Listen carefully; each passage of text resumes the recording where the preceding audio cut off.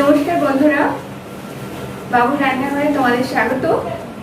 তো আজকে আমি আবার চলে এসেছি তোমাদের জন্য আরেকটা রেসিপি নিয়ে। আজকে আমি রান্না করছি সয়াবিনের ধোকা। তো রান্নাটা কীভাবে করছি আমার সাথে দেখো, পুরো ভিডিওটা অবশ্য দেখো, আশা করি ভালো লাগবে।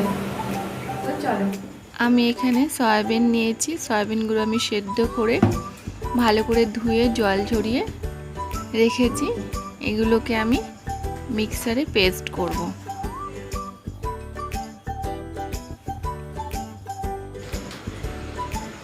এখানে আমি নিয়েছি আদা আর রসুন, কিছুটা আদা আর কিছুটা রসুন আমি সয়াবিনের মধ্যে দেব, দিয়ে পেস্ট করব।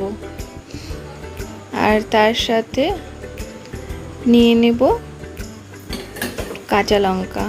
তো বন্ধুরা, আমি এখানে বেশি কাঁচা লঙ্কা দিচ্ছি না, 7-8টা কাঁচা লঙ্কা আমি এখানে দিয়ে পেস্ট করে নেব। দিয়ে দিচ্ছি কিছুটা জল। এবার আমি এটাকে মিক্সারে পেস্ট করে নেব। ওভেনে কড়াই বসিয়ে দিয়েছি।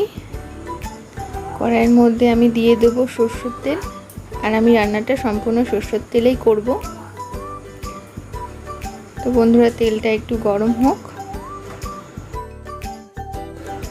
তেলটা গরম হয়ে গেছে, এবার আমি দিয়ে দেব আলুগুলোকে আমি আস্তে আস্তে ভেজে নেব। তো ভাজা হোক।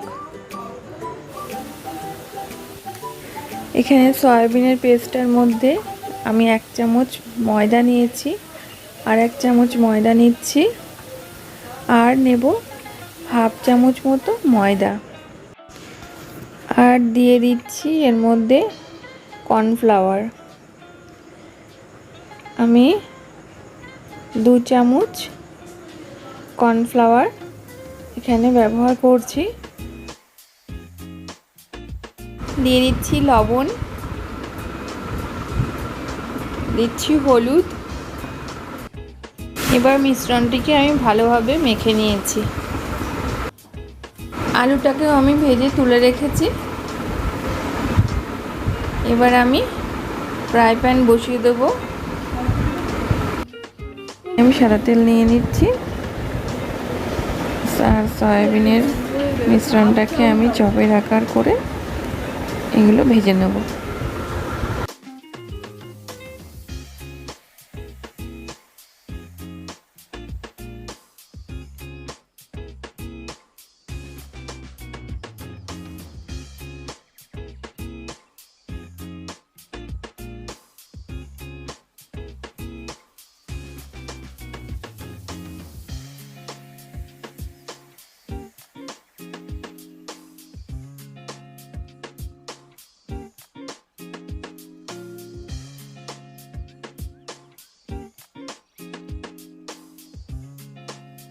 ভাজা হয়ে গেছে, এবার আমি সবগুলোকে তুলে নেব।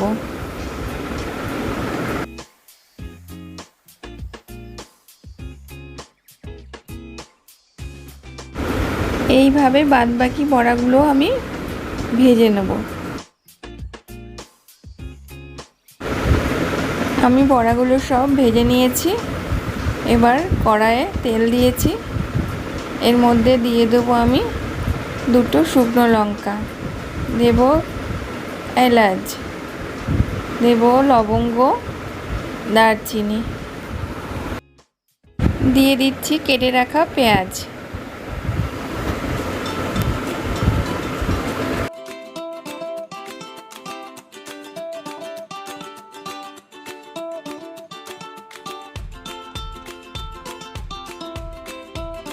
দিয়ে দিচ্ছি বেটে রাখা আদা আর রসুন পেস্ট।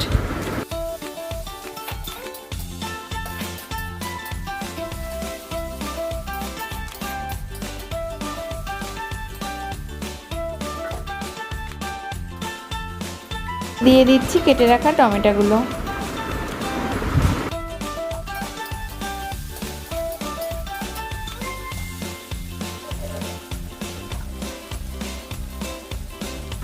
দিয়ে দিচ্ছি 1 চামচ লবণ আর দিচ্ছি হলুদ 1 চামচ।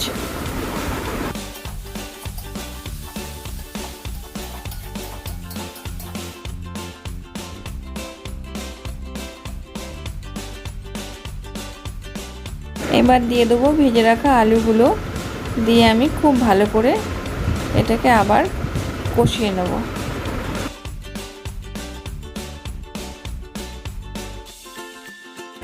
এখানে দিয়ে দিচ্ছি 2 বাটি জল।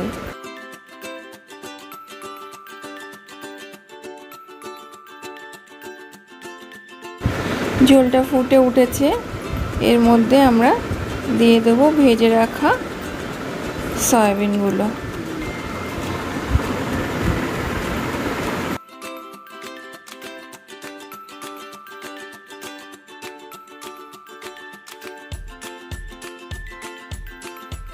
দিয়ে ভালো করে নাড়াচাড়া করে দিচ্ছি, দিয়ে খানিকটা সময় রেখে দেব।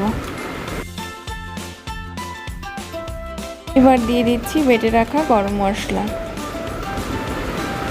দিয়ে এবার নাড়াচাড়া করে আমি নামিয়ে দেবো।